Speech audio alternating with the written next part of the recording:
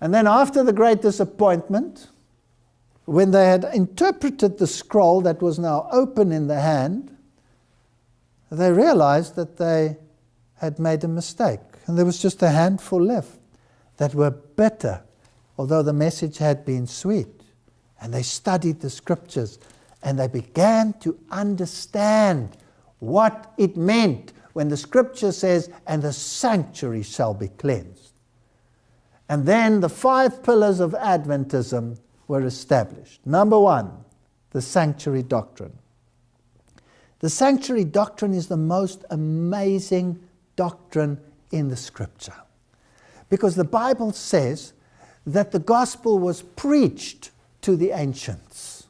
How was the gospel preached to the ancients if the Holy Spirit was only poured out at Pentecost and Jesus could be preached? It was preached in type.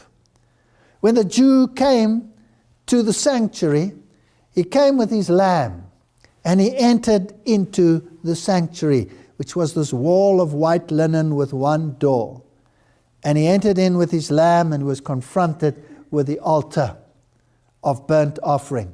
And there stood the high priest and tied the lamb to the altar.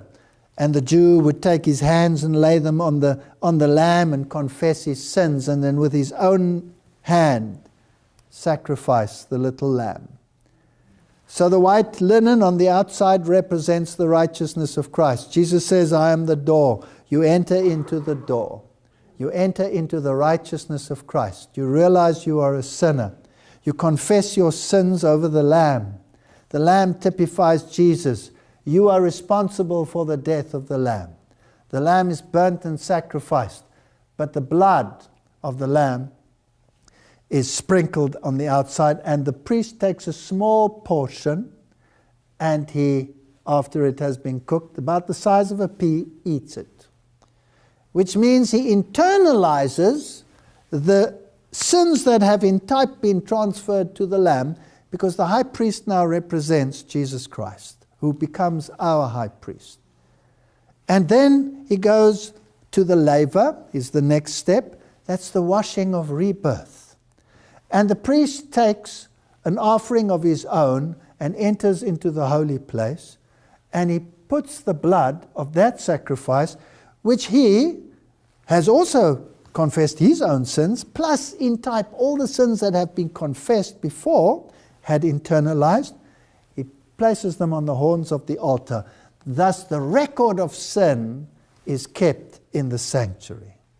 And there's the light, the candlestick, the 7 candles candlestick, the menorah, Jesus the light of the world, the altar of incense, Jesus our intercessor.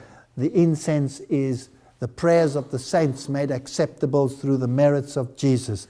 The altar of showbread, Jesus, the sinless one, the bread without leaven, the one who was sacrificed for us. And then behind the curtain, the law. And the law is in the Ark of the Covenant.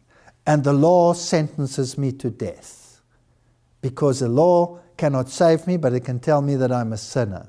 And above the law, the mercy seat. And the mercy seat is exactly as high as the grid outside of the altar of burnt offering. The mercy seat, which represents Jesus, shields me from the condemnation of the law. What a beautiful symbol. And that mercy is exactly 1.5 cubits high, exactly as high as the grid on which the lamb is sacrificed. God's mercy is as high as his justice. Mercy and justice kiss each other at the cross.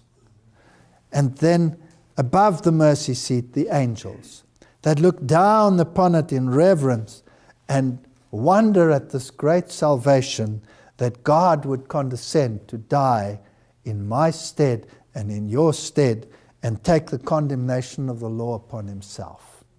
That's the plan of salvation. And how will this whole thing end? Finally, the sanctuary will be cleansed from the record of sin. All the confessed sins will be cleansed. So on the Day of Atonement, which symbolized judgment, the high priest would sacrifice a goat. There were 2 goats, a scapegoat and the Lord's goat. They cast lots. The Lord's goat was sacrificed. And he entered in and he'd made atonement with that blood in the most holy place. And then he would come out and atone for the holy. And he would come out and then place his hands on the scapegoat, and the scapegoat would be led into the desert. In type, the record of sin that had been forgiven was placed on the scapegoat. What does that mean in terms of the plan of salvation? When we stand before God one day, how complete is our salvation? Absolutely complete. Even the record of sin will have been removed. In other words, you will stand before God as though there is no record of your sin, as though you had never sinned. Can we forgive like that? Can we forgive like that? We find it so hard to forgive. If somebody wrongs us and that person says, "I'm sorry," how are we supposed to forgive? Completely, that there is no record of sin. There must not even be a record. So the sanctuary doctrine explains the plan of salvation in type and makes the Jewish economy, the ceremonial law, come to life. And it shows us that it has been fulfilled in Jesus Christ, who fulfills every single iota of the Jewish economy, down to the coverings and the colors that were involved. The purple, the red, the blue and the red. The red symbolizing sacrifice, the blue symbolizing obedience. If you join blue and red together, you get purple. So if you have a sacrificial religion and you have the blue of obedience, then you attain to royalty standards. And then the doctrine of the second advent. The Bible teaches, I will come again, and every eye will see me. And all the verses as to the second coming, it will be a spectacular event. And the Sabbath had to be recognized again. God's law is binding. Not one jot or one tittle will disappear from the law.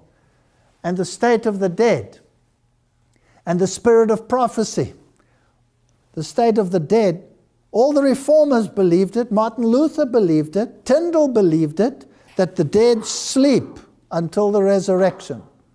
But today everybody believes the Roman Catholic version.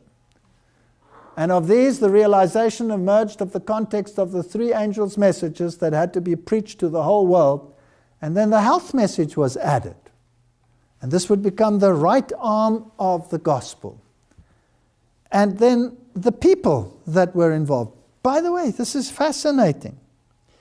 When the children of Israel came out of Egypt, were they led out by a prophet, yes or no? Yes, Moses was the prophet. And what was established again? The law. Was the Sabbath established again when they came out of Egypt? Yes, the manna fell. And the manna fell every day. And every day when they tried to gather for 2 days, it became rotten. But on a Friday, a special miracle was done and it didn't go rotten. Remember that?